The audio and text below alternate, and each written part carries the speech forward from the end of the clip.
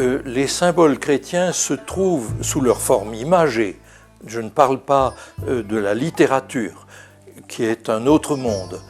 Se trouvent donc essentiellement sur les fresques des catacombes ou les peintures des catacombes, les sculptures des sarcophages, les mosaïques des premières églises connues.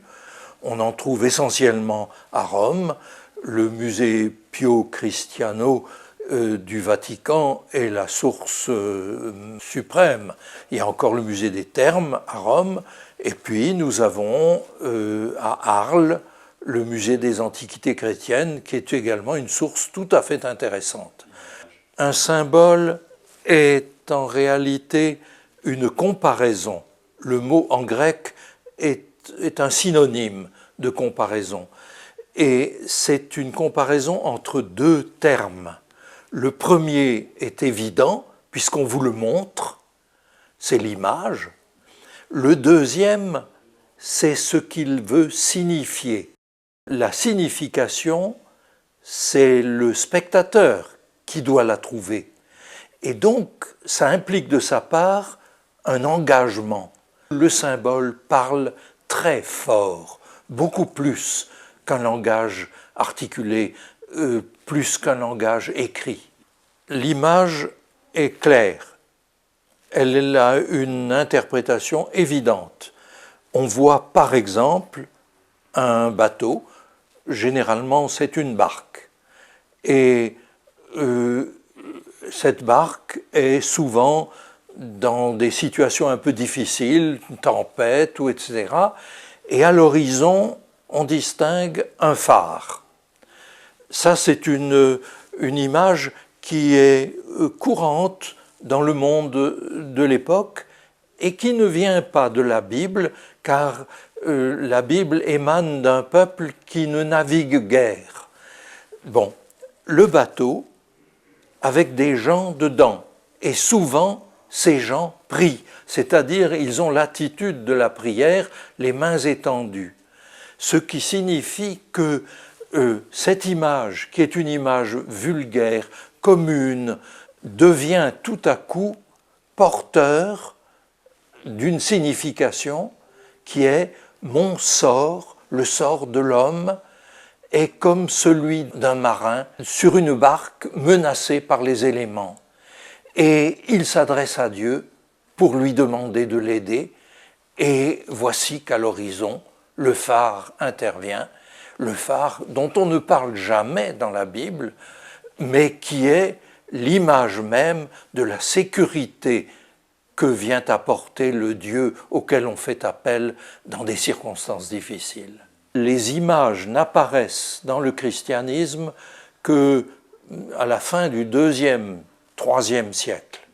C'est que, il faut quand même le rappeler, le christianisme est né dans un environnement religieux du judaïsme qui est radicalement hostile à toute image.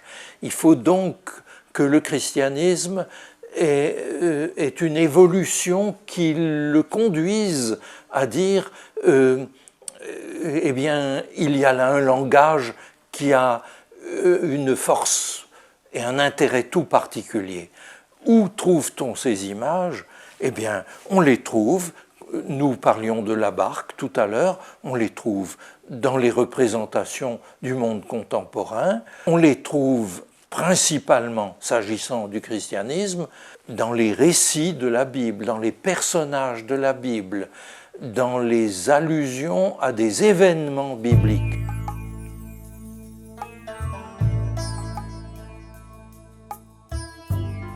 Si aujourd'hui on demande à des chrétiens quelle est l'image qui leur semble la plus apte à exprimer leur foi, je suis persuadé que la croix viendra en tout premier lieu.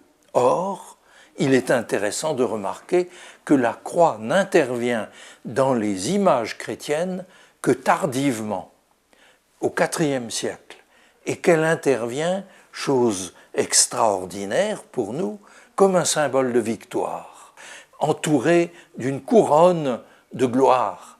C'est-à-dire que ce qu'on a voulu montrer, c'est la signification de la croix et non pas l'illustration de la crucifixion. Ce qui a amené donc les illustrations, ce n'est pas pour montrer la scène, mais c'est pour signifier la réponse de l'homme à la bonne nouvelle que la Bible lui apporte. Une des figures les plus fréquemment trouvées sur les sarcophages chrétiens est celle du bon pasteur. Ça vient de l'évangile de Jean qui dit « Je suis le bon berger », etc., au chapitre 10 de l'évangile. La figure du berger qui porte sur ses épaules une brebis, qui est le type même qui sera reproduit en de multiples exemplaires pour figurer le bon berger, cette figure apparaît avant le christianisme sur des sarcophages païens. L'homme des villes dans le monde ancien considère que son existence n'est pas un modèle de béatitude. Et c'est pourquoi, quand il se figure ce que peut être son sort outre-tombe, il dit « ce sera la paix des champs, ce sera la paix des troupeaux dont le berger s'occupe avec sollicitude ».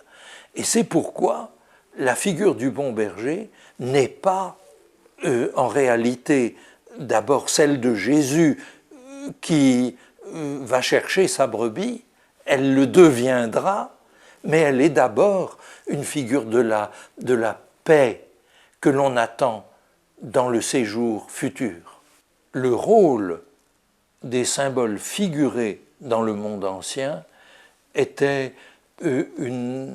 l'expression ou d'une prière ou d'une confession de foi, accessible à n'importe qui, même à ceux qui n'étaient pas du sein de l'Église.